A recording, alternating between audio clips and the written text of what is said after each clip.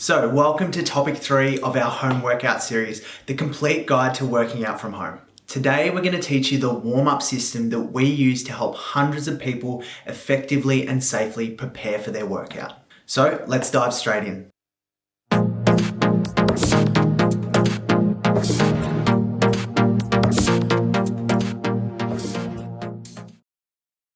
So warming up is that part of the workout that we've probably neglected to do once or twice, or perhaps we've never actually done a proper warm-up before and we always just jump straight into the session. At Get Gym Fit, we've certainly seen our fair share of poor or virtually non-existent warm-ups. But have you ever wondered why warming up is actually so important? Here's a quick analogy. Think of, a pile of blue tack. When you first get it in your hands, it's really cold. It's not very usable and it's very, very hard to manipulate. But keep that blue tack in your hands for a few moments, a few minutes, actually becomes really pliable, soft, warm, and much easier to use. You can kind of think of your muscles like blue tack.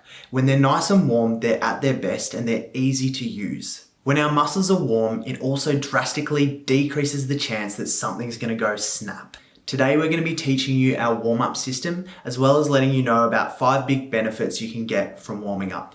The ramp system. At Get Gym Fit, we love to teach systems rather than spoon-feeding you the answers. Use the RAMP acronym to perform a warm-up that really packs a punch. Here's what it is. So R stands for raise.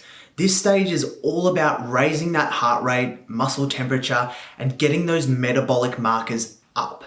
Examples of raising activities include maybe going for a bit of a jog on the treadmill or around the block. Perhaps it's doing some high knees or some pogo jumps, or maybe it's getting onto a bike and spinning those legs over, all getting that heart rate up. A stands for activate. During activate activities, we're actually getting those muscles switched on and we're getting that connection between our mind and our muscles fired up and ready to go. The muscles that we really want to prioritize activating are our postural muscles, the ones that hold our shoulder blades back, our core muscles, as well as our glute muscles. Examples of activation activities could be band pull-aparts, maybe it's a bird dog where you're keeping your core nice and stable, and maybe finishing off with some glute bridges. The next letter is M, and that stands for mobilize. Mobilize is all about freeing up our joints, stretching out our muscles so that they're in a good position to perform movement. We want them to be able to move through a range of motion pain-free and with ease. Examples of mobilize activities could be an inchworm, lizard lunges, or perhaps it's a deep squat with some sort of rotation to each side. And finally, the last stage is P, and that stands for potentiate. This stage is all about bringing the intensity of the warm-up towards the intensity of the session. So perhaps it's starting to do some jumps, some bounce, some explosive activities, or perhaps it's starting to do some things that are specific to our session, like getting the bar out for the bench press, just doing the bar. Maybe it's going into the rack and just starting to practice the movements you're going to be doing in the session. So that's potentiate. So that's it for our ramp system. As a general rule of thumb, you want to make sure that your warm-up uses similar muscles that you're going to be using in the workout. For instance, if you're doing an upper body session, perhaps prioritize upper body movements and muscles rather than lower body during your warm-up. So now it's time to discuss some of the benefits that we get from warming up. Number 1, improved muscle activity and preparedness. So if you're at the park with a few mates, you're kicking the footy and all of a sudden one of your mates yells heads up and throws or kicks the ball at you full pelt without you even realizing.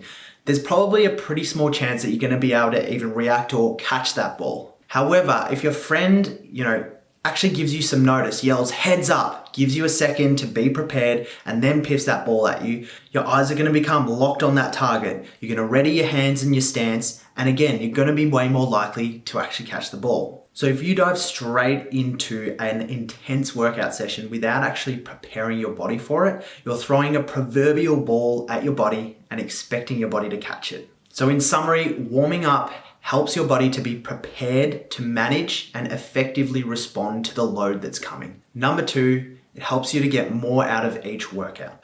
Now, not warming up actually becomes a little bit of a self-fulfilling prophecy. Perhaps you're, rushing to the gym, or maybe you're really short on time that day and you decide to kind of skimp out on your warm-up. However, the reality is the quality of your workout is highly correlated with the quality of your warm-up.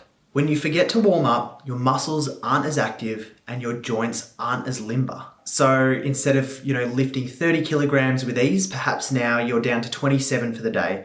And that's actually a pretty big difference. It's 10% of difference. That's 10% of the benefits gone. Now I know that 10% might not actually seem like a lot, but here's a bit of a snapshot. 10% is the difference between Usain Bolt finishing that 100-meter race at 9.58 seconds, winning gold, or he's not even in the ballpark at 10.58 seconds. 10% is the difference between Buddy Franklin launching the ball from 60, it's sailing through the goals and winning the match, or it gets touched on the line and it's a point and they lose. These examples may seem extreme, but the point is repeatedly denying yourself that 10% of extra benefit is definitely going to add up quickly. Perhaps you've been denying yourself that 5 to 10% of benefit by not warming up. Number 3, decreases your chances of injury. When our muscles are active and our joints have free-flowing movement, we can perform at our best. If we're not adequately warmed up, our body has to make compensations and adjustments that it's not designed to do. Repeatedly doing so can place a little bit of strain on our soft tissues and our joints. If you start your workout by going into a heavy squat with a load you can't quite cope with at a depth you can't quite achieve, it's likely that your body's going to have to compensate in some way, which is going to compromise your joint alignment and integrity. Maybe your lower back is excessively bending, or perhaps your knees start to shoot in towards each other, or perhaps your heels, come up off the floor when you're squatting down low. On the flip side, if our joints are nice and warm and free flowing, and our muscles are active and ready to go, there's a greater likelihood we're going to lift with better technique and avoid some of those compensations. Number 4, it gives you a chance to check in on yourself. Warming up gives you a few precious minutes to check in on yourself, to see what's feeling good and perhaps what's not feeling so good. You can use the warm-up to iron out any of these little sore spots or things that you're worried about. You can even adjust the session slightly to make it more comfortable and safer for you. Again, but if you just dive straight into the session without that warm-up, perhaps, that little niggle that you had, it gets worse and you could have got on top of it. And then throughout the session, you just kind of put off throughout the whole thing and you're not, again, getting the most out of that session. Number 5, a warm-up ensures that you are prepared physically as well as mentally. Warming up can actually become a really good routine that you do before you get stuck into your session. Just like having your morning coffee or going for your walk when you first get up. A routine can set up your day really, really well, just like a warm-up can set up your workout for a really good session. On the converse, think about, your favorite sporting team. Perhaps it was just one frustrating game where they just did not seem to get it together for the first 10, 15 minutes and they were 4 or 5 goals down or whatever sport it is.